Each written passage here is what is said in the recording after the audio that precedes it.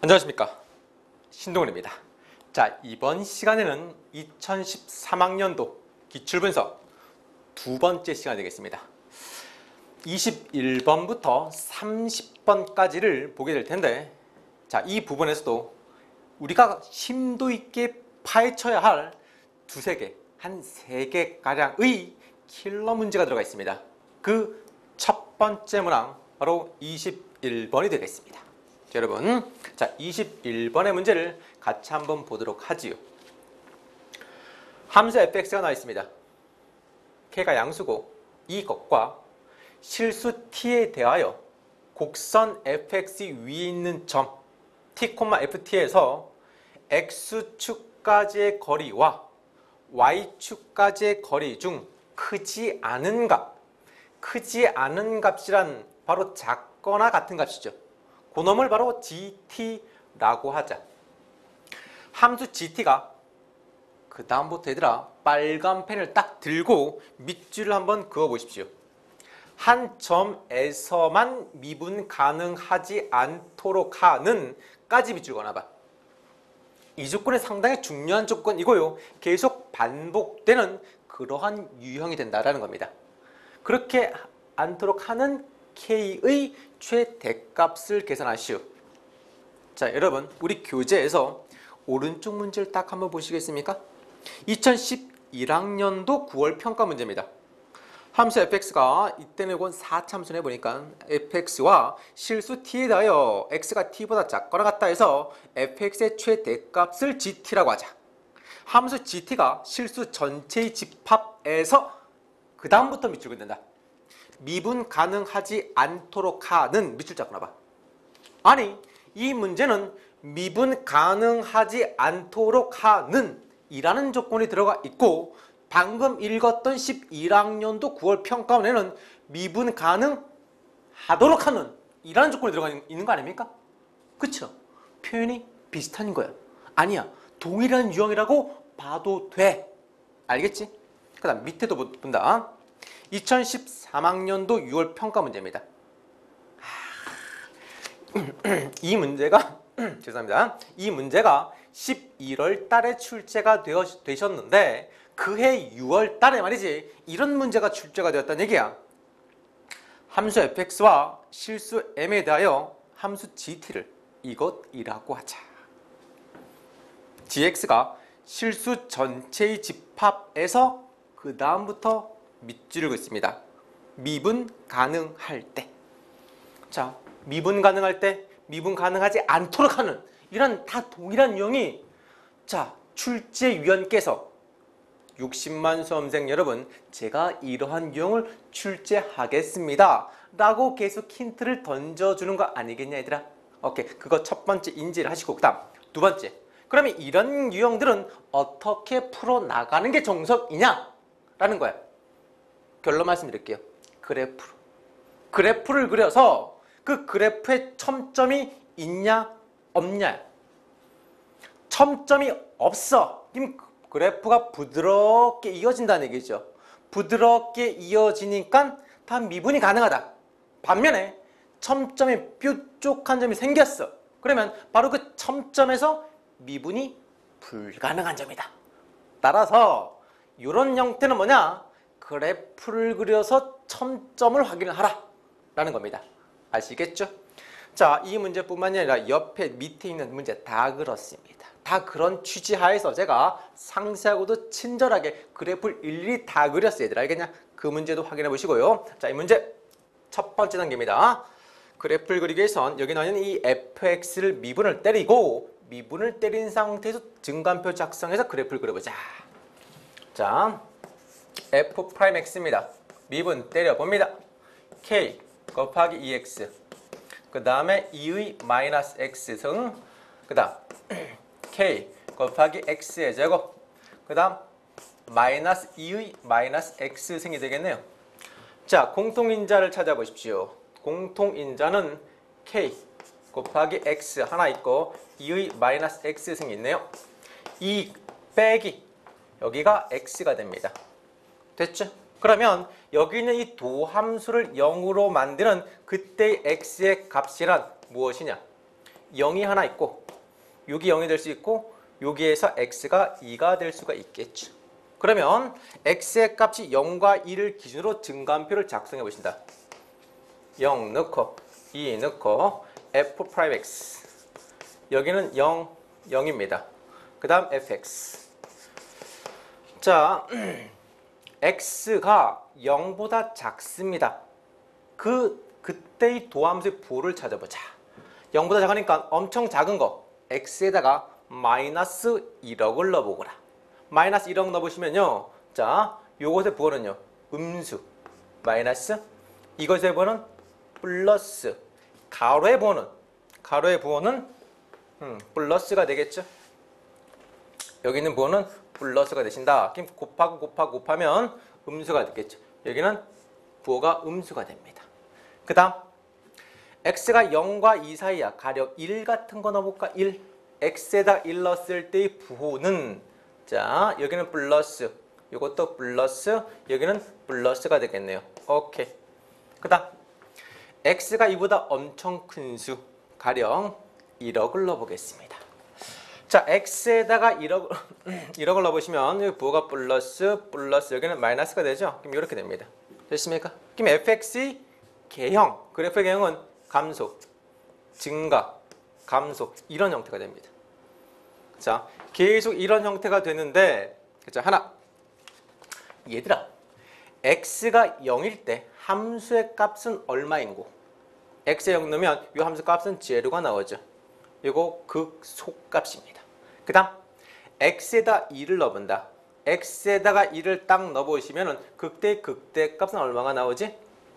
2의 2승 이것분의 4k 이렇게 나오시죠. 맞죠? 오케이. 이렇게 나오겠네요. 그 다음 하나 더 있어. 뭐가 더 있냐면 x가 계속 증가를 합니다. x가 계속 증가할 때 fx의 그래프의 개형은 어떻게 되느냐 이렇게 돼. 리미트 x가 플러스 무한대로 가까이 가실 때 fx는 바로 이놈이죠. 이의 x승분의 k 곱하기 x의 제곱이 됩니다. 이거 따져보십시오. 이 밑에 있는 건 지수함수가 되고 위에 있는 건 x의 제곱이죠. 그러면 분모가 훨씬 더 커. 그럼 이건 어디에 수를 만다? 0의 수를 만다라는 얘기입니다. 그러면 그래프의 개형을 그리면 그래프 모양은 이런 형태를 띠게 됩니다. 자, 요거 x축, y축으로 딱 잡으시고 원점이죠. 요게 바로 극소값이 되는 겁니다. 그러면 그래프 개형은 이렇게 되어서 이렇게 되고 이렇게 되겠죠. 대략 그리면 감소하셨다가 원점에서 접하고 증가하다가 오케이 극대를 만나고 감소하다가 x축에 계속 가까이 간다는 얘기입니다. 자 그러면 여기서의 x좌표는 2가 되고 여기서의 y의 좌표는 2의 제곱분의 바로 4k의 꼴이 되신다는 얘기입니다. 근데 보자. 여기에서 어떠한 한 점을 잡는다 그랬습니다. t, ft라는 점을 잡죠. 좀 생각하기 쉽게. 가령 여기 t, ft가 여기 있다 치자 이거야. 자, 이 점에서 gt를 생각을 하는데 gt란 게 뭐라 그러니 얘들아?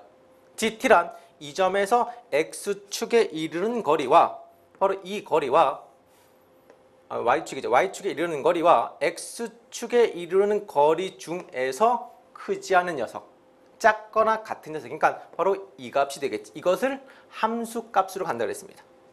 그래? 그럼 또 이동해 볼게. 이쪽으로 내려왔어. 그러면 이 점에서 x축에 이르는 거리 요거 되게 짧죠. 그 다음 y축에 이르는 거리 이렇게 깁니다. 그러면 요 길이를 함수 값으로 갖는다 그랬거든. 그럼 이건 gt를 어떻게 그려야만 되냐면 자 여기 나와 있습니다. 두 개 x축에 이르는 거리와 y축에 이르는 거리가 같을 때 그 같을 때가 어떤 경우냐 말이야. 그 같을 때는 바로 곧 y 마이너스 x란 직선 이렇게 쭉 그리시면요. y 마이너스 x란 요 직선을 기준으로 이 직선 위에 있으면 그래 x축에 이르는 거리와 y축에 이르는 거리는 같을 것이다. 반면에 이 직선 아래쪽에 있으면 x축에 이르는 거리가 더 가깝고 위쪽에 있으면 y축에 이르는 거리가 가깝다라는 걸 우리가 확인할 수 있습니다. 됐죠? 그러면 자 GT의 그래프를 한번 그려볼까? T가 여기 있습니다. 이게 바로 T야. T가 여기 있어. 그럼 GT는 그냥 이 세로의 길을 함수간으로 가지니까 자 GT의 그래프는 바로 이렇게 되죠. 요렇게 자 T가 여기 있다. T가 여기 있습니다. T1이라고 잡겠습니다. 그러면 자 이때의 함수값은 바로 요 세로의 길이 요거를 함수값으로 갖는다 이거야. 그러니까 바로 이 점이 되겠지. 이렇게 쭉 가시다가 y = x가 맞는 그 점도 마찬가지가 되고 이거 위쪽으로 올라가시면 어떻게 될까? 자 t가 여기 있다 이거. 이번엔 t2를 잡겠습니다. 그러면 자 t, ft라는 점은 이 점이고 이 점에서 y축에 이르는 요거리가 더 가깝다. 이거를 gt라고 하셔야 한다는 얘기야. 알겠냐? 그러면 잘 봐. 이 점에서 고대로 수렴을 쭉 내리셔서 y = x와 만나는 점이 있겠지. 이 점요. 이 점과 이렇게 y축의 이 거리 어때? 이 거리와 이 거리는 같게 되겠죠. 맞죠? 그리고 요 거리와 이 거리가 같고 이 거리는 요 거리와 똑같다 이거야. 맞냐? 따라서 잘 봐. 요 거리와 이 거리가 같다는 얘기야. 그러면 이 거리를 함수로 가져야 돼. t2일 때 x가 t2일 따라서 함수값을 가지니까 gt는 바로 이걸 함수로 가지니까 요게 바로 함수값이 되십니다. 이 말 이해가 되겠니? 다시 한번 하나만 더 해볼게. 하나만 더. 이번에는 자 t2가 이쪽으로 바깥으로 갔습니다. t3가 여기에 있습니다. 그럼 쭉 올라가겠지. 쭉 올라가서 y축에 더 가깝다. 그런데 y축에 이르는 거리는 바로 쭉 내려와서 y = x가 만났을 때 이 거리와 똑같다 이거야. 근데 이 거리는 요 거리와 똑같다. 따라서 이것을 함수값으로 갖는다. 무엇이? GT가. 따라서 GT의 그래프는 이렇게 됩니다. 이렇게 되었다가 그 다음부터는 이렇게 y = x라는 이 직선이 되어버린다 라는 걸 이해하셔야 한다는 얘기입니다. 그러면 바로 여기 이 부분에서 첨점이 하나가 발생한다 라는 겁니다. 그거 하나 이해하시고 그 다음에 오른쪽으로 가보면 돼요. 오른쪽도 마찬가지야. 오른쪽 점에서도 y = x가 아닌 이번에는 y = x라는 직선 y = x라는 직선을 기준으로 요 직선 위쪽으로 요 극대값이 올라가냐 아니면 극대값이 y = x라는 직선 아래에 있냐에 따라서 첨점이 발생할 수 있다 이거야. 그런데 요 극대값이 K값에 따라 달라지는 거 아닙니까? 그럼 자 선생님이 보여드릴게요. K가 변함에 따라서 요 fx의 그래프가 어떻게 움직이는지 또 그에 따라서 GT의 그래프가 첨점이 몇 개가 생기는지를 직접 그래프의 움직임을 통해서 보여드리도록 하겠습니다. 자 여러분 이 그래프 여기 있는 이 직선이 y = x가 되고 이 직선이 y = x가 됩니다. 그 다음 가운데 있는 이 놈이 바로 fx가 되는 겁니다. 자 이럴 때 선생님이 k가 1일 때의 fx를 그린 거란다. 됐죠? 이게 원점에서 접하게 되고요. 자 이때 k를 2로 증가시키겠습니다. 짠! 증가시킵니다. 어떻게 됩니까? 여기 극대값이 올라가죠. 맞죠? 자 그래프를 조금 더 전체 모습은 이렇게 됩니다. 그 다음 k를 더 크게 하겠습니다. 자 3으로 옮깁니다. 어떻습니까? 극대값이 더 올라가죠. 4가 된다면요. 더 올라갑니다. 5가 된다면 더 올라갑니다. 계속 올라가죠. 맞죠? 그렇죠? 그러면 이거 변화를 시키면 이런 모양이 됩니다. 여러분 상상할 수 있겠습니까? 이런 그래프의 특성을 추론하는 거 이게 상당히 중요합니다. 여러분 이 번호만 그런 게 아니라 옛날에 지금까지 쭉 일관되게 30번에서 다뤘던 지수로 구함수 그래프의 특성. 이 다 이런 형태란다. 알겠냐? 자, 조금 확대된 모습을 보도록 하자. 자, K가 1일 때란다. 2일 때, 3일 때 쭉 올라가는데 잘 봐. 여기에서 분명히 이 부분에서는 GT의 그래프를 그리면 FT 아니야, FX 아니야. GT의 그래프를 그리면 바로 이 점에서 첨점이 생겨버리죠. 그렇죠? 첨점이 생겨버리십니다. 선생님, 이 부분에서요, 이 부분에서. 그러면 자, 선생님 한번 그림을 그려볼게요. 아까 했던 거야. 이것이 바로 fx가 되는데 GT의 그래프가 어떻게 된다고? GT의 그래프는 자, 이렇게 되죠.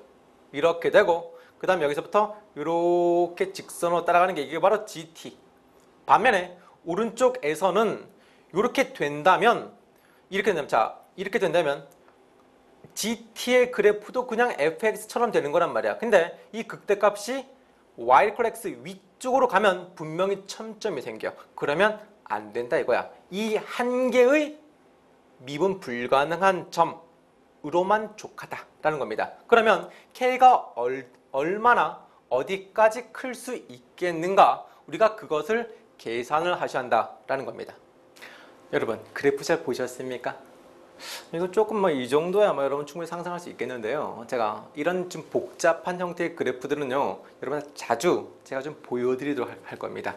왜냐면 K라든지 N이라든지 이런 값에 따라서 그래프가 어떻게 변화가 될 것인지 추론하는 능력 많이 그려보고 또 보기도 하고 상상을 많이 해보셔야 됩니다. 이런 그림 보여드리는 게 애들 되게 좋아하더군요. 보니까 앞으로 종종 보여드리도록 할 겁니다. 자, 계속 이어서 한번 가보도록 합시다. 그러면 여기는 요 fx가 극대값이 계속 올라가는데 어디까지 올라갈 수 있냐면 정확히 이 fx란 곡선이 y를 x에 접할 때까지만 올라갈 수 있다는 얘기야. Understand? 다시 한번. 어디까지냐? 요 fx가 y를 x에 정확히 어딘가에 접할 때 그때의 k, 그게 바로 k의 최대값이 된다라는 거. 그걸 이해하시면 됩니다. 자, 그러면 식을 세워보도록 할게요. 점 t, ft 라는 점이 있는데 그 점에서 y = x에 접한다 이거 알겠면 첫 번째 접하니까 함수값은 같다. 함수값이 뭔데? k 곱하기 t의 제곱 그 다음에 2의 마이너스가 t가 되고 이것이 t가 된다 이거죠. 그러면 t가 일단 원점은 아니니까 t를 하나씩 약분시켜 주시면 k 곱하기 t 그 다음 2의 마이너스 t승 이퀄 1이 나오십니다. 그 다음 두 번째 미분계수 같아야 됩니다. 이거 도함수 방금 구했죠.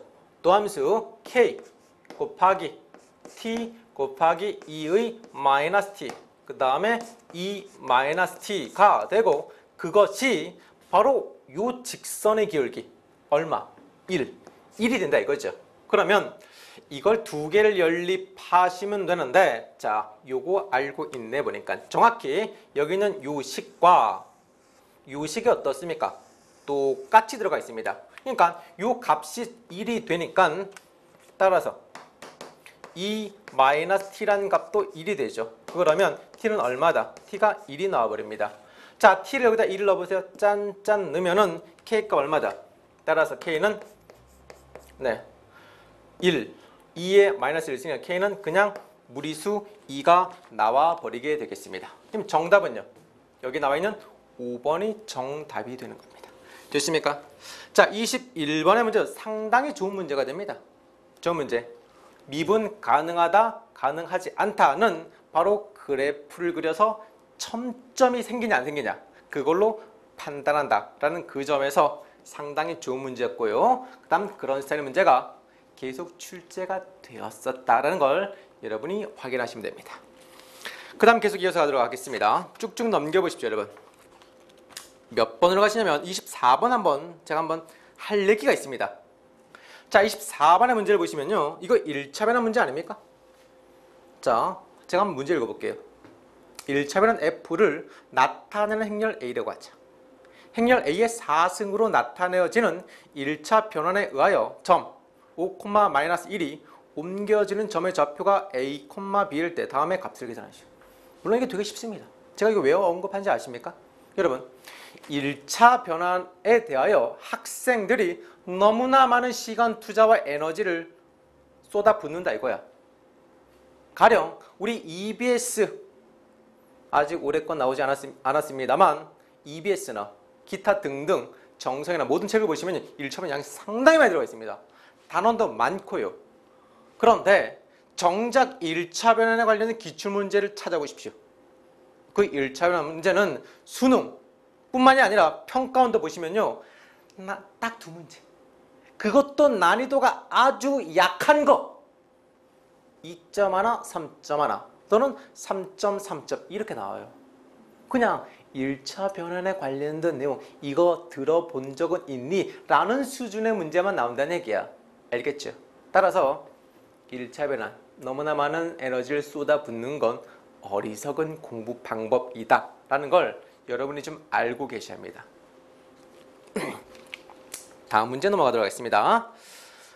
다음 문제 오케이 26번을 한번 보도록 하자 얘들아. 26번.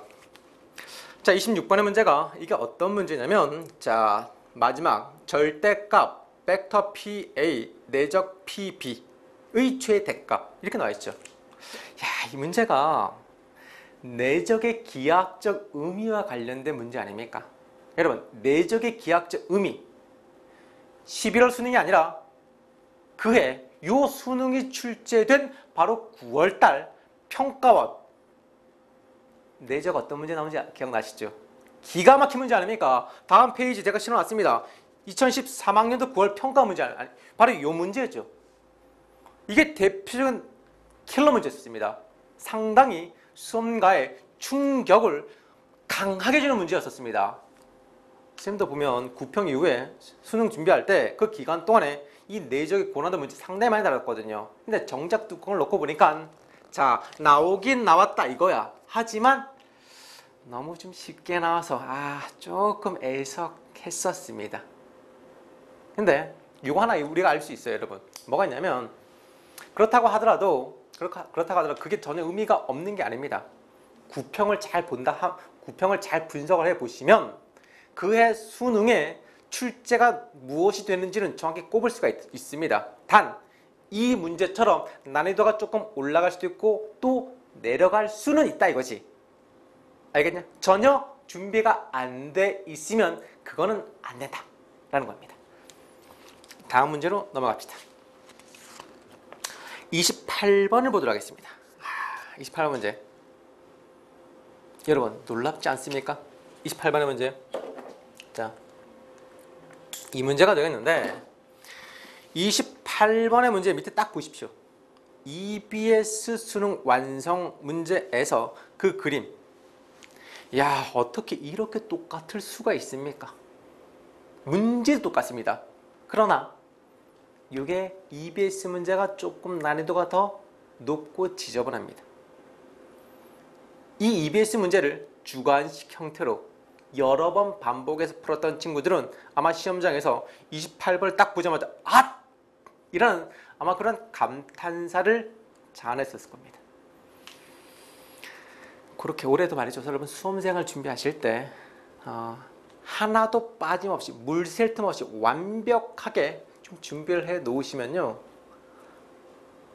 한 해 더하는 수험생 또는 고3 학생들 시험을 보고 나서는 상당히 감동을 받을 것이다.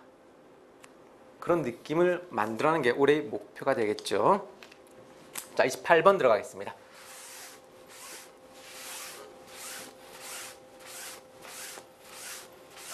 자, 문제 한번 선생님이 같이 한번 읽어볼게요. 그림과 같이 선분 AB가 9, AD는 3이랍니다. 자, 그림상에서 AD가 요 길이가 3이라 그랬죠. 그 다음 여기가 전체가 9라 그랬습니다. 여기부터 여기까지요. 그 다음 직사각형 ABCD 모양의 종이가 있다. 선분 ABV 점 E 요놈 E와 선분 DCV 점 F 요놈을 연결하는 선을 접는 선으로 하여 점 B의 AEFD 위로의 정사형이 이렇게 싹둑 접었다는 얘기죠. B에서의 정사형이 바로 D가 되도록 종이를 접었다. 여러분, 접었다. 동그라미에 접었다. 접었다의 의미가 무엇이냐 말이야. 접었다의 수학적 의미를 말씀드릴게요. 자, 이 선분을 기준으로 접는다는 게 무슨 말이냐? 잘 봐. B가 접으면 이렇게 공주 이렇게 돌겠죠. 움직이겠죠. 맞죠? 움직이시는데 그 공중에 있는 점 B의 그림자. 수학적으로 말하면 정사형한 점들의 자치는 말이죠. 어떻게 움직이냐면 B에서 접는 선 EF를 기준으로 수직이 되는 바로 그 수직이 되는 이 직선이 바로 B의 그림자의 자치가 된다라는 것입니다. 그리고 그게 쭉 가다가 어느 순간에는 바로 수선을 싹둑 내렸을 때 바로 점 D가 된다는 얘기 아닙니까? 오케이. 자, 접는다. 이게 직각이다. 라는 그 의미 하나 포착. 그 다음 AE의 길이가 3이다. 자, 이 길이가 3이라 그러셨습니다. 6에 3이면 여기는 6이 되겠죠? 그 다음 두 평면 AEFD 그 다음 EFCB가 이루는 각의 크기가 세타이다. 자, 밑에 AEFD 요 평면과요 BEFC 두 평면이 이루는 각, 그 이면 각을 구하시는 문제입니다. 여러분, 자, 문제에서 두 평면의 동그라미를 딱 붙여보시기 바랍니다. 문제에서 구하라는 각도는 직선과 직선 또는 평면과 직선이 이루는 각도가 아니야. 무슨 각도야? 평면과 평면이 이루는 각도야. 그 이면각의 정의야. 근데 이면각의 정의, 그게 어떻게 되냐면 두 평면의 교선을 찾는다. 일단 교선을 찾아보시면 바로 이 F가 되죠. 그리고 그 교선에서 수선을 올리고 수선을 올린다 이거지. 그리고 두 수선이 각각 이룬 각도가 바로 이면각의 정의가 된다는 얘기입니다. 그 정의대로 풀면 돼. 아주 손쉽습니다. 그러면 어떤 점에서 수선에 발을 올리냐라는 건 바로 이 그림에서 나와 있죠. 어떤 점이냐? B에서 EFN을 바로 수선, 요 점이야 사실은. 요걸 H라고 하신다면, 자, 그림에서 표시하면요. 점 B에서 EF에 내린 수선의 발을 우리는 H라고 한다 이거죠. 그러면 B에서부터 수선의 발을 내리고 B에서부터 수선의 발을 딱 두 개를 내리지. 따라서 D에서부터 EF에 내린 수선의 발은 정확히 H에 일치한다. 그게 무슨 정리냐? 삼수선 정리라는 얘기지. 오케이? 여러분, 빨간 펜을 딱 들어보시기 바랍니다. 빨간 펜을 딱 들고, 자, 여기 있는 요 삼각형에다가 표시를 해 두십시오. 삼수선 정리. 그리고 바로 여기 있는 요 각도가 우리가 구하고자 하는 그 세타가 되신다는 얘기입니다. 됐습니까? 따라서 자, 코사인 세타란 이렇게 나오죠. 이렇게 요 길이 분의 이 길이야. 선분 BH. 요 길이 분의 바로 선분 DH의 길이가 되신다는 얘기입니다. 됐습니까? 자, 요 두 선분의 길이를 우리가 구해보도록 하겠습니다. 자, 여기서부터 여기까지의 길이, 빨간색 길이, 이것을 우리가 T라고 잡겠습니다. 요 T의 값을 어떻게 계산할 것이냐라는 거죠. 자, T의 값은요, 이렇게 하죠. 여러분, D에서부터 B에까지 길이가 얼마니? 자, 피타고라스 정리 딱 쓰시면요. 3, 3은 9, 그 다음에 9, 9, 81이니까 쭉 계산하시면 3 루트 10이 나오죠. 3 루트 10이 나옵니다. 3 루트 10 요렇게 여기서부터 요만큼. 그렇죠? 3 루트 10이 나오고 여기가 T가 나오신다 이거야. 그리고 여기가 직각이 되고 또 여기가 직각이 되죠. 그러면 자, 우리가 직각 삼각의 닮이 나오는데 여기에 우리가 구하는 게 T거든? 그러면 요 직각 삼각형 보이시죠? 요 직각 삼각형과 바로 요 직각 삼각형의 닮음이죠. 요거는 공통각이 되고, 근데 이 형태가 어떤 형태냐? 선생님이 도형 파트에서 수원, 무한등비급수의 도형의 응용이란 그 파트에서 도형을 많이 해석해 줄 때 직각의 처리 방안을 상당히 좀 많이 강조합니다. 제가 오르비 사이트에서도 그 도형 문제를 한번 접근해 드릴 겁니다. 직각을 어떻게 처리하느냐?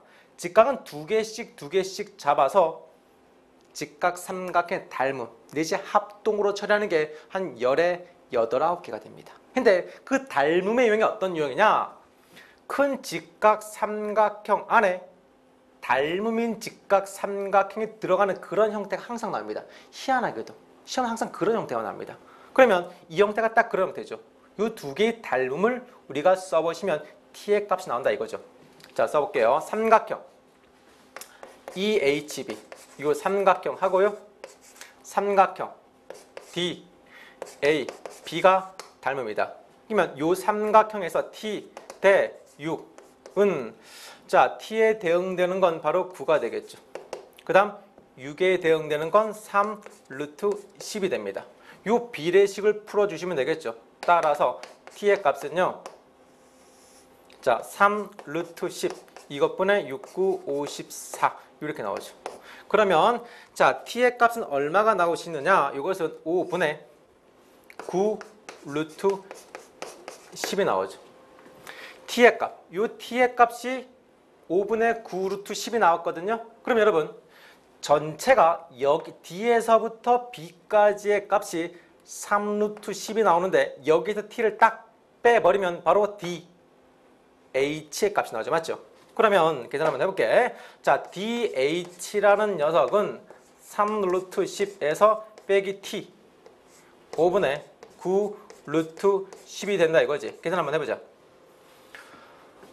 5, 3, 15 빼기 9니까 5분의 6 루트 10이 나옵니다. 자, 분자, 분모 각각 계산했죠. 요게 바로 T가 되죠. 5분의 9 루트 10 이것은 5분의 6 루트 10입니다. 그러면 계산하시면요 9분의 6이 나오죠. 9분의 6이면 바로 3분의 2가 됩니다. 자, 코사인의 값이 바로 3분의 2가 되니까 정답은요. 자, 60 곱하기 코사인 세타니까 3분의 2 계산해 주시면 짠짠 20이니까 정답은 40 이렇게 계산이 됩니다. 됐습니까?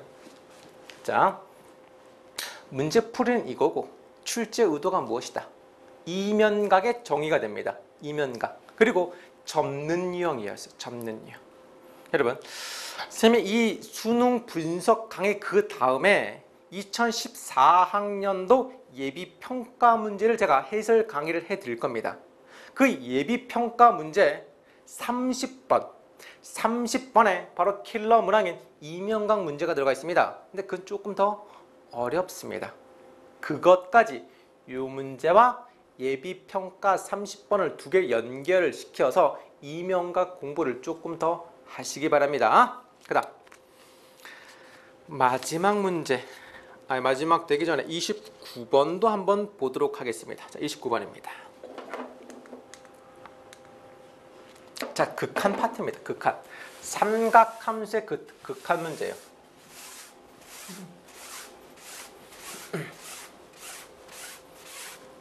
자, 문제 한번 선생님이 문제를 읽을 테니까 문제 읽으면서 여러분 그림이랑 같이 한번 맞춰보십시오. 여러분 삼각형 ABC가 있습니다.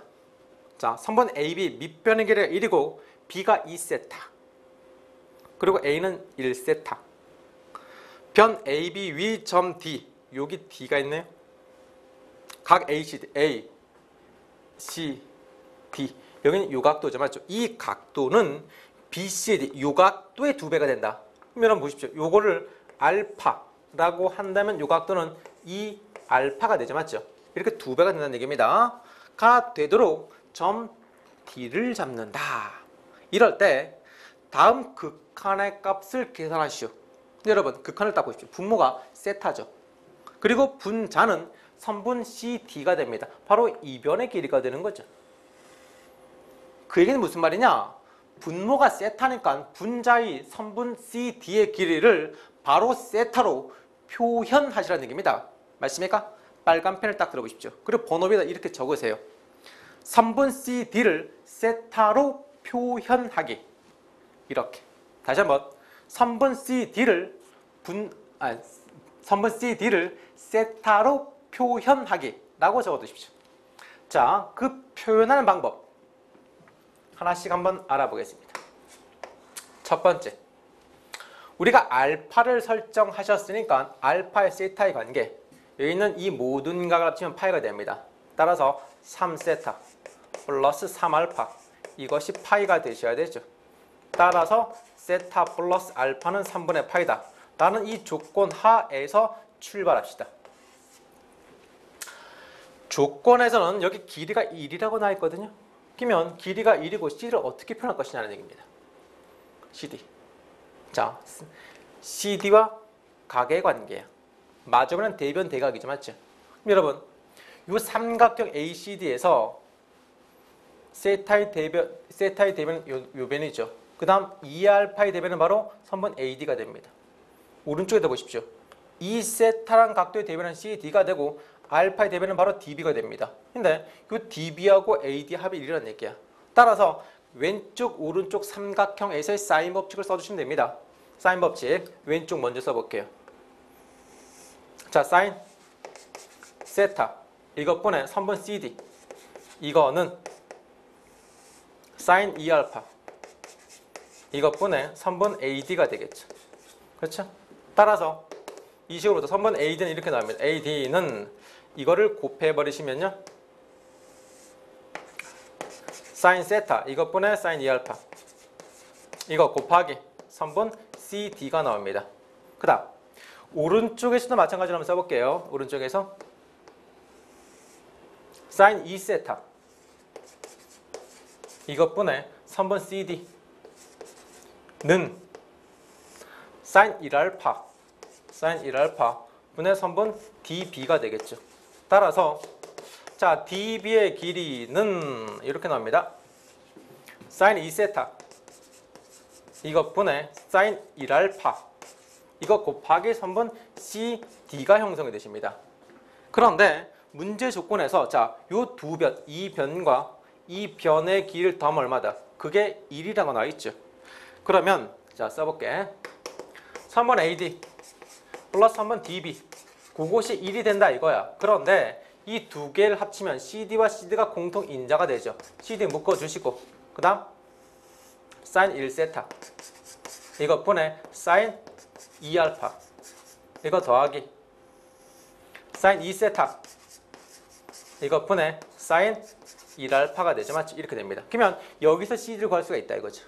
그러면 그것을 여기에다가 써보도록 하겠습니다. CD란 이렇게 됩니다.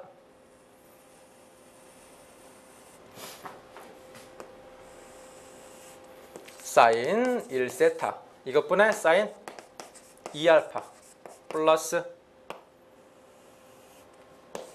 사인 2세타 이것분의 사인 1알파 분의 1이 나오신다는 얘기입니다.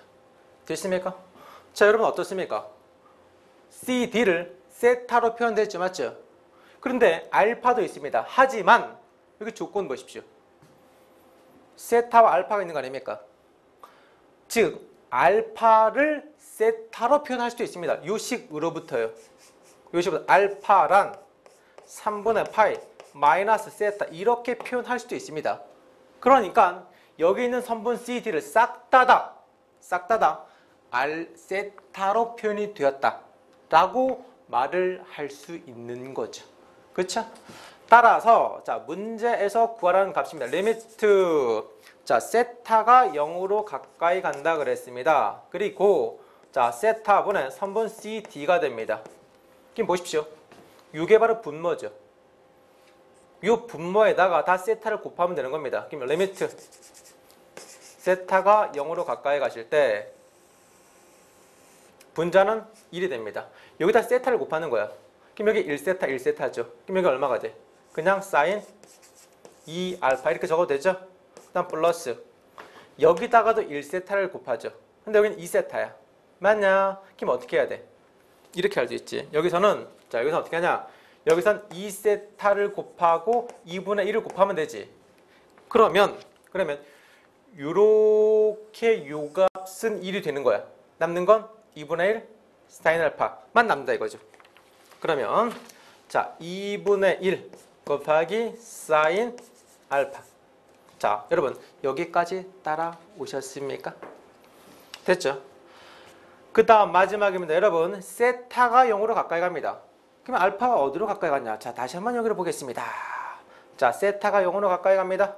그럼 알파 어디로 가까이 가? 3분의 파이로 가까이 갑니다. 알파가 3분의 파이야. 그러면 자 분모는 이렇게 됩니다. 사인 3분의 2파이가 되죠. 플러스 2분의 1 곱하기 사인 3분의 파이 이렇게 나오신다는 얘기입니다. 다 됐잖아요. 그러면 자 3분의 2파는 얼마야? 2분의 루트 3이 되죠. 플러스 2분의 1 곱하기 사인 파이는요. 사인 3분의 파이는요. 오케이. 2분의 루트 3이 되신다. 오케이. 요것만 쭉 계산해 주시면 되겠죠. 이걸 쭉 계산해 주시면 요 값은요. 이렇게 나옵니다. 3 루트 3 이것분의 4 이렇게 나오죠. 그리고 이것을 우리가 문제에서 A라고 그랬거든요. 그러면 최종적으로 계산하는 값은요. 27 곱하기 A의 제곱입니다. 곱하기 제곱하니까 3, 3은 9 곱하기 3 그 다음 16 이렇게 되죠. 그러면 얼마냐? 답은 9, 3, 27 요거랑 약분되니까 답은 16 이렇게 나오신다는 얘기입니다. 됐습니까? 자 삼각함수의 극한에 관련된 문제인데 사실은 이 문제에서 핵심적인 건 사실 바로 이겁니다. 그림상에서 사인 법칙을 썼다는 겁니다. 이게 조금 특이한 우리가 기억해야 할 문제가 된다. 그 다음 하나 더 제가 언급해 드리고 싶은 문제가 있습니다. 뭐가 있냐면 이건 지금의 수능 문제 29번 아니겠냐. 그런데 이 강의 그 다음에 제가 예비평가 B형을 설명을 드릴 겁니다. 그 예비평가 B형의 29번 번호도 똑같아. 번호도 똑같습니다. 그 29번의 문제도 마찬가지로 삼각함수의 극한에 관련된 문제입니다. 정확히 일치하죠. 기가 막히게 일치합니다. 삼각함수의 극한은 작년 2013학년도 수능에 출제가 되었는데 아마도 A형, B형으로 바뀌고 나서도 계속 29번의 위치를 점하지 않을까라고 타당성 있게, 근거 있게 우리가 추론해 볼 수 있다는 거죠. 자, 그 다음 마지막 가장 하이라이트 문제인 30번으로 들어가도록 하겠습니다. 30번. 근데 30번 들어가 앞서서 제가 여러분한테 한 가지 알려드리고 싶은 게 뭐냐면 그 다음 마지막 다음 페이지 보시면요. 2013학년도 출제 기준표라는 게 있죠. 이건 자 2012년 파이널 자료였으면 이렇게 나와 있어요. 이 자료는 사실은 선생님이 종로학원에서 학생들한테 강의할 때 구평 이후에 수능 보기 전에 바로 이런 자료를 다 만들었습니다. 얘들아, 이건 수원 수투 적동 기백에서는 이러한 문제들이 출제가 유력하다 라고 그 당시에 있었어요. 그리고 그 자료를 수능 끝나거나 그냥 올린 겁니다. 어느 정도 적중이 되었는가 알겠냐? 오케이. 여러분 참고해서 보시면 그 다음 수능 여러분 직접 볼 때 수능 문제에서는 아마 이것보다 훨씬 더 높은 퍼펙트한 적중률을 볼 수 있을 것이다 라고 말씀드릴 수가 있겠죠. 자, 30번 들어가겠습니다. 30번 문제.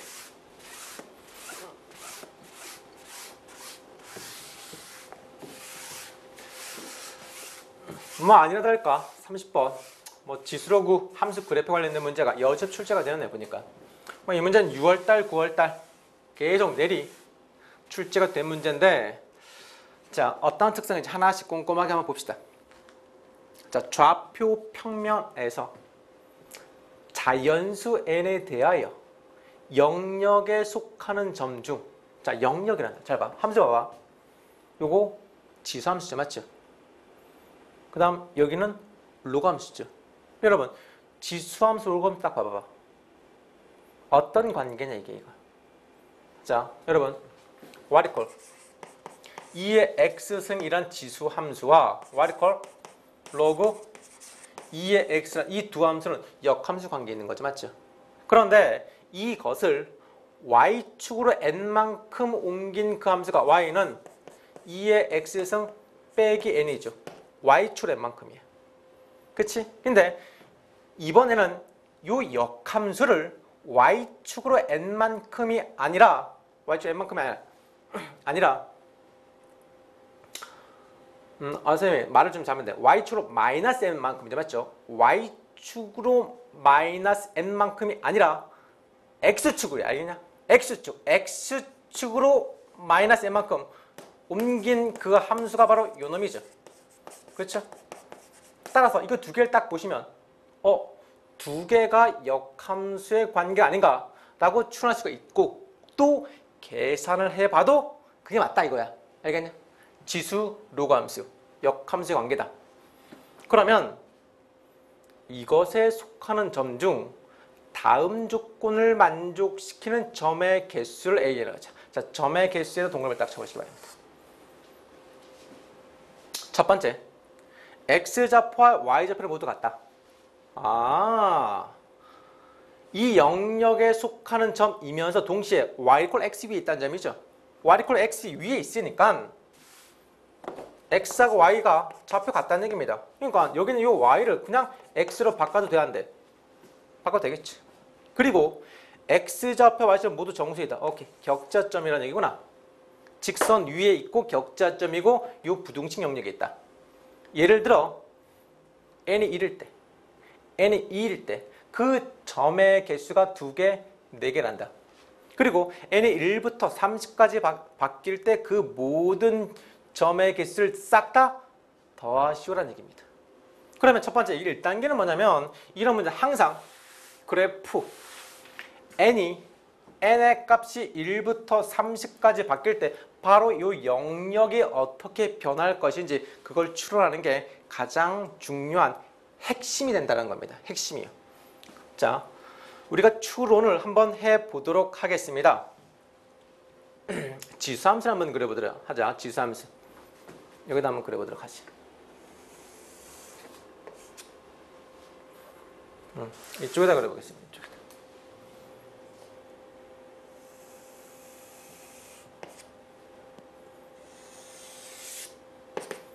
y = x를 기준으로 합니다.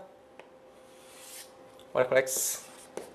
그리고 지수함수 2의 x승은 바로 이렇게 그래프가 되겠죠. 맞죠? 2의 x승인데 y축으로 마이너스 n만큼 밑으로 내린다 이거야.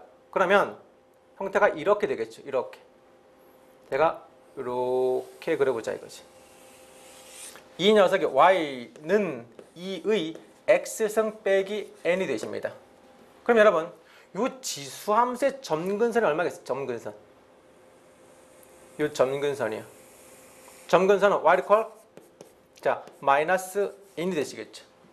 처음에 점근선이 y = 0이었던 녀석을 마이너스 n만큼 끄집어내니까 이거 점근선 맞겠죠.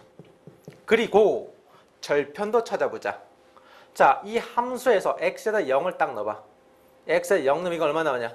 이 값은 마이너스 n 플러스 1이 나옵니다. 됐죠? 그리고 자, 요 점의 좌표가 얼마야? 쭉 내리면 자, 요 점은 요 직선과 y = x의 교점 아니겠어? 그러면 요곳의 x좌표도 마이너스 n이 된다 이거죠. 됐죠? 그 다음에 로그 함수를 그릴 겁니다. 바로 요거. 로그 2의 x 플러스 n이야. 원래는 로그 2의 x승이 이렇게 되는 로그 함수가 되겠죠. 맞죠? 근데 그 녀석을 x축으로 마이너스 n만큼 가져간단 말이야. 그러면 잘 봐. 처음에 로그 2의 x가 이렇게 되고 점근선이 x = 0이란 말이야. 그치? 근데 x축으로 마이너스 n만큼 가져가면 이게 바로 점근선 됩니다. 요렇게. 이게 바로 점근선 되시겠죠. 요렇게. 그리고 마찬가지 역함수니까 요 점을 지나실 겁니다. 요 점을 지나 요렇게 또 요 점을 지나겠죠. 교점. y = x 있는 점. 요렇게 그려지는 로그 함수가 될 것이다 라는 겁니다. 되십니까? 이렇게 되겠죠. 그러면 자, n이 커지고 작아짐에 따라서 자, 그래프가 어떻게 바뀔 것이냐. 이게 더 내려가고 영역이 더 넓어지겠죠. 넓어졌다, 좁아졌다 막 이런단 말이에요. 되십니까? 근데 여러분 조금 더 여러분의 상상이 충분히 될 수 있게끔 그래프의 형태를 좀 재미있게 보여드리도록 하겠습니다. 네, 자 여러분, 요게 바로 y = x의 직설입니다. 그리고 이게 지수함수죠. 그리고 이게 로그 함수가 됩니다. 됐죠? 그리고 그 지수로그 함수의 교점은 정확히 이 점이 바로 교점이 되는 겁니다. 그리고 여기에도 교점이 생기고 있죠. 그렇죠? 오케이. 자, 그런데 쌤이 n의 값을 더 늘리고 줄여보도록 할 겁니다. 처음에 n이 0일 때입니다. 이 그래프 n이 0일 때. 그러면 이 지수 함수를 잘 살펴보세요. n에다가 n이 1일 때 1. n이 1일 때이면 지수 함수는 2의 x승 빼기 1이 됩니다. 그때의 절편을 찾아보십시오. x에다 0을 딱 넣으면 그때 y값 얼마야? 그렇지. 원점이 나온다 이거. 원점을 정확히 딱 지나죠. 맞죠? 로그 함수도 마찬가지가 됩니다. n이 1일 때, 그 다음 n이 2일 때로 증가시킵니다. 이렇게. 여기 사이의 영역이 더 넓어졌죠? 그쵸? 그리고 절편이 얼마야? 절편이 바로 여기는 요 점을 지나야죠. 지수함수에서 2의 x승 빼기 2가 됩니다. 그쵸? 2x승 빼기 2. 그러니까 절편 x에다가 0을 넣으면은 2의 0승 빼기 2가 되니까 y의 값이 마이너스 1이 나오는 거란다. 오케이? 자, 이번에는 n을 조금 더 증가시켜. 3일 때, 4일 때, 5일 때 계속 증가하면 이렇게 나오는 겁니다. 자, n이 변화가 됩니다. 자, 여러분 상상이 가시죠? n이 증가됨에 따라서 1부터 30이 됨에 따라서 그 부등식의 영역이 어떻게 될 것인지 그걸 추론하는 게 바로 1단계입니다. 그 다음에 2단계는 뭐냐? 그 영역의 점의 개수, 조건을 만족시키는 점의 개수 an, 그것을 규칙성 있게 찾아내는 게, 계산해내는 게 바로 2단계가 된다라는 겁니다. 아시겠죠? 자, 여러분 그래프 잘 보셨죠? 오케이. 사실은 이런 그래프를 좀 많이 보셔야지만 여러분 그래프에 대한 감각, 상상력이 충분히 발휘가 될 수 있습니다. 앞으로는 이런 그래프를 볼 수 있는 형태를 최대한 여러분한테 많이 보여드리도록 할 겁니다. 자, 문제 계속해서 우리가 계산 한번 해보도록 하자. 그러니까 이게 요 사이에 있는 y = x 위에 있는 격자점의 개수를 차지한다 이거죠. 그러면 격자점의 개수는 어떻게 되냐? 자, 보자. 요게 지금의 값이 y 값이 마이너스 n이 되죠. 여기는 마이너스 n 플러스 1이 됩니다. 그러면 여기서 쭉 가시면 요게 x좌표, y좌표가 다 마이너스 n 플러스 1인 점이 있겠죠. 하나 더 올라가고 하나 더 올라가고 쭉 올라가셔서 원점까지 가면은 여기 3, 4분면에 있는 격자점의 개수가 나올 겁니다. 그게 몇 개냐 이거야. 첫 번째 그거 먼저 계산할게요. 그것의 격자점의 x좌표는 이렇게 됩니다. 마이너스 n 플러스 1. 그 다음 마이너스 n 플러스 2. 그 다음 계속 증가되겠죠. 1, 0까지 갈 겁니다. 그러면 따라서 이 전체의 개수가 몇 개인 거야 얘들아? 전체의 개수가 마이너스 1부터 0부터 여기까지니까 그 전체의 개수는 오케이. n개가 되겠죠. 이거 이렇게 생각해보세요. 마이너스 n 마이너스 1이라고 생각하면 되죠. 그러니까 0에서부터 여기 마이너스 1 그리고 마이너스 n 마이너스 2 여기 n 마이너스 2개 n 마이너스 1개 근데 0부터니까 정확히 n 개가 나오신다 라는 게 계산이 나오시고 그 다음에 자, 그 다음에는 바로 1, 4분면에 있는 요 교점의 개수 격자점의 개수를 찾으려고 합니다. 근데 격자점 여기 있는 건 어떻게 n으로 표현이 될까? 그걸 생각하는 게 관건입니다. 근데 여기에 있는 그 영역이란 문제 부등식에 나와 있죠. 여기를 딱 보십시오. 이 부등식을 만족시키셔야 한다는 얘기입니다. 이 부등식인데 더군다나 가조건에 의해서 이 y값은 x랑 똑같다 이거죠. 오케이? 따라서 1사분면에 있는 그 점은 바로 이러한 부등식을 만족시켜야 한다. 어떤 부등식이냐? 2의 x승 빼기 n 그 다음에 y 대신에 x를 넣어도 상관이 없죠. x를 콜 y랑 똑같으니까. 그 다음 오른쪽은 바로 이렇게 나옵니다. log 2의 x 플러스 n이 됩니다. 그런데 오른쪽은 계산할 필요가 없습니다. 왜냐하면 이걸 딱 보거라. y = x라는 그 직선과 바로 로그함, 지수함수 이 사이에 있는 x의 좌표 격자점의 개수란 바로 격자점의 x좌표의 개수 x좌표의 개수가 곧 n이 되실 겁니다. 따라서 두 개 다 생각할 필요 없고 한쪽만 생각하셔서 이것을 만족시키는 x의 개수를 찾으면 된다라는 얘기입니다. 따라서 자 2의 x승 빼기 x 그 다음 n 이거를 만족시키는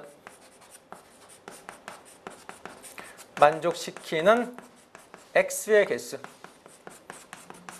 x의 개수를 계산하자. 그게 곧 n이 되신다라는 겁니다. 됐습니까? 자 그러면 이것을 만족시키는 x를 찾아보도록 하자. 자 n을 1부터 쭉 변화를 한번 시켜보도록 합시다. n이 1, 2, 3, 4일 때 여기는 n 1, 2, 3 쭉쭉쭉 가셔서 30까지 가시고 이 준식은 어떻게 바뀌냐? n이 1을 딱 넣으시면 2의 x승 빼기 x가 되고 우변이 1이 되죠. 그쵸? 이것을 만족시키는 x는 어떤 값이 될까요? 자, 이 부등식을 만족시키는 x거든요. 근데 x는 뭐냐? 1사분면에 쓰는 자연수가 됩니다. x에 1 넣으면 가능한가? 2에 1승 빼기 1은 얼마야? 이거 1이죠. 따라서 x는 여기선 1이 가능하다 이거죠. 그 다음 이번에는 n의 값에 1을 넣습니다. 여기다 2를 딱 넣어보시면 준식은 2의 x승 빼기 x 그 다음 우변은 2가 나오십니다. 자 이것을 만족시키는 x는 당연히 1은 들어가겠지. 근데 2는 될 것이냐? 계산 한번 해보자. 2의 2승 빼기 2는 얼만데? 4 빼기 2니까 이거 2가 되죠. 오케이 바리. x를 2를 넣어도 이 부등식을 만족시킵니다. 이렇게 3을 보자. 2의 x승 빼기 x 우변은 3이 나옵니다. 그렇죠? 그러면 당연히 1과 2는 포함시킨다. 3은 어쩔 것이냐? 2의 3승 빼기 3은 얼마냐? 3 8 빼기 3이니까 5가 나오겠죠. 3은 이 부등식을 만족시키지 않는구나라는 거야. 이렇게 쭉 간다 이거야. 갔을 때 n이 30까지 가면 2의 x승 빼기 x는 우변 n이 30이 되죠. 그럼 이걸 만족시키면 x는 얼마냐는 얘기. 한번 해볼게. 하나 더 써볼게. 2의 4승일 때는요. 4승 빼기 4는 16 빼기 4니까 12가 되죠. 그 다음 하나 더. 2의 5승. 2의 5승 얼마인데? 32 빼기 5는요. 32 빼기 5니까 20.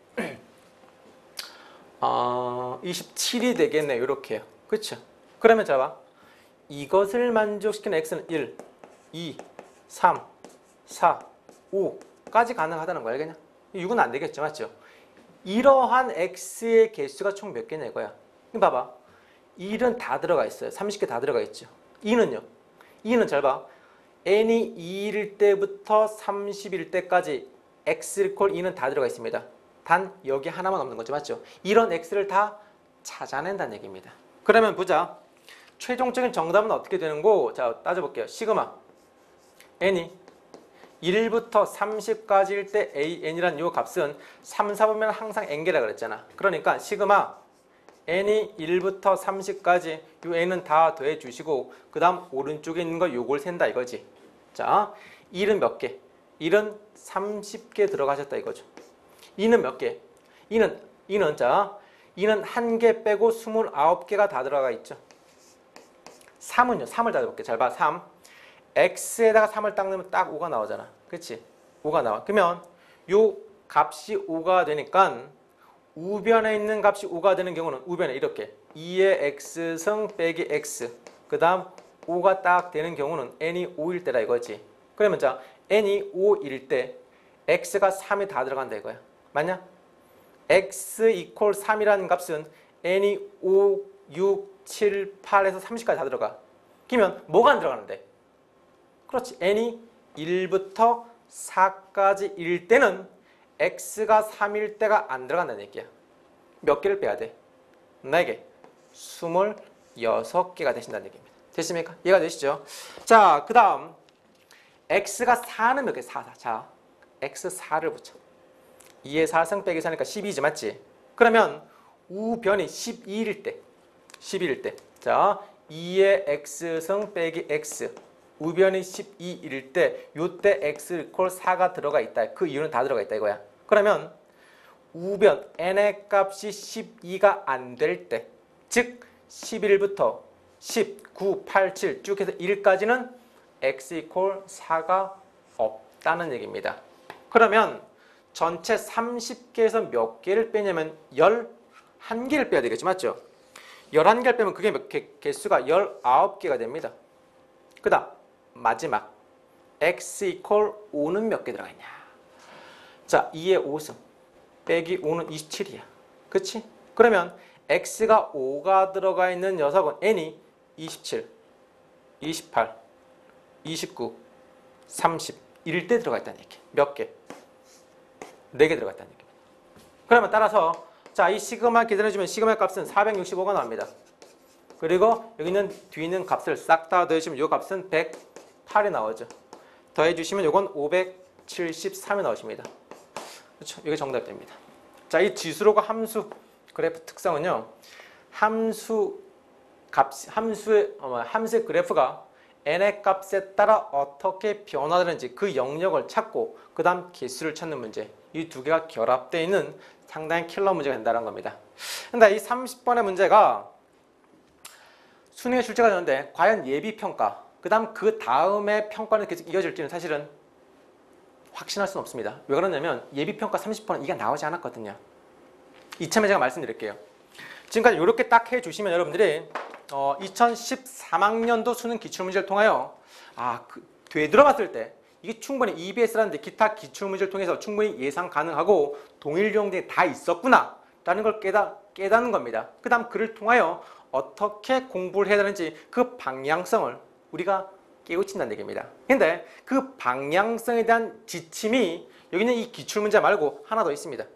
그게 무엇이냐면 바로 예비평가 문제입니다. 그 예비평가 문제를 통해서도 이러한 공부의 흐름이 약간이 아니지 훨씬 더 많이 변화가 되었다는 걸 감지할 수가 있거든요. 그 광자까지 반드시 여러분 꼼꼼하게 검토를 하시기 바랍니다. 그러면 오늘 수업은 여기에까지 하도록 하겠습니다. 여러분 수고 많았습니다.